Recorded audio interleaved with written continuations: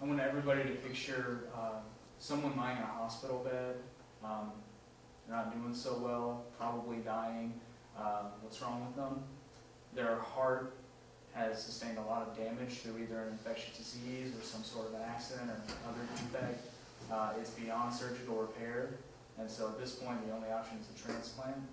But the likelihood of anyone getting on the list is pretty low, and even if you get on the list, the likelihood of you getting a transplant heart is very low also. So pretty much they don't have a chance.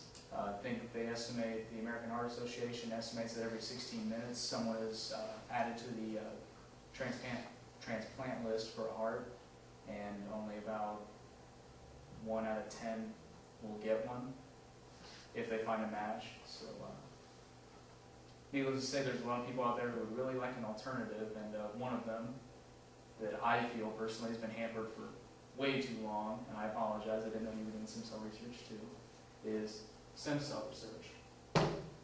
On the whole, according to the National Institute of Health, stem cell research is, as you can see here in a nutshell, they're just trying to figure out more about how cells divide and what potentially they can do, and also they would like to use them for medical benefits, and there's a slew.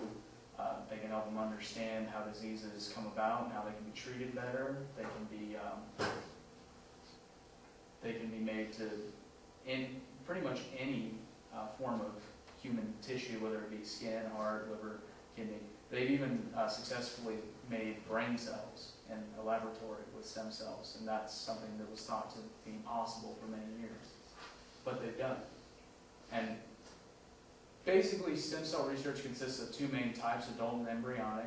There's several subtypes beyond those, but the two main ones are those. Basically, how they're used in organ regeneration is, and this is actually a diagram some scientists made of an experiment they performed on rats and mice, I think 2 years ago. Basically, they inject the laboratory stem cells, which were, in this case, were made into heart cells to repair a damaged heart, directly into the patient, in this case a rat, and directly into their heart. You can see how the new stem cells are basically lashing onto the existing tissue and repairing it, much like our bodies do, just at a much faster rate. And they also show how it can be used in the same way, but with damaged blood vessels, say from trauma. Very much the same way, they just put the stem cells inside and then they go to work repairing the arteries and vessels that were damaged. And that's it. It's pretty much an injection and just wait for it to heal itself. Embryonic stem cells are the types that most people have heard about and have the most controversy to them. Some of the main pros of embryonic stem cells is that they are much more plentiful than adult stem cells. This is because an embryo cell is divided at a much faster rate than a normal adult cells would. They also have a higher success rate in laboratory experiments because they've been used for the longest. The existence of adult stem cells wasn't found until after the embryonics. And, as I said before, they replicate much, much faster than adult stem cells do. Really, the biggest con, and the only one that many researchers see, is that it does result in the destruction of the embryo. And then the adult stem cells, the pros of those is obviously there's no destruction of the source because they're already in existence in the host body. They're just told what to do through our brain instead of a laboratory. They also have a high success rate, but not as high as the embryonics. And the biggest pro for adult stem cells is they can be created for specific patients. There's no worrying about blood type matches or any of that kind of stuff because a surgeon or a doctor or a scientist can actually take your own stem cells and just redirect their projected. And the cons are obviously, they're, like I said before, they're not nearly as plentiful as the embryonic stem cells, and they're much harder to obtain because you can only let go of so many of your stem cells or they won't go to the area of the body where they would have been needed in the first place. They don't replicate as quickly, as I said before, and they're often tissue specific. By the time a scientist can get to them, they may already start to be turning into a heart cell or a skin cell or anything like that. So it's hard to catch them in their non-directive state. It's hard to catch them in the blank slate.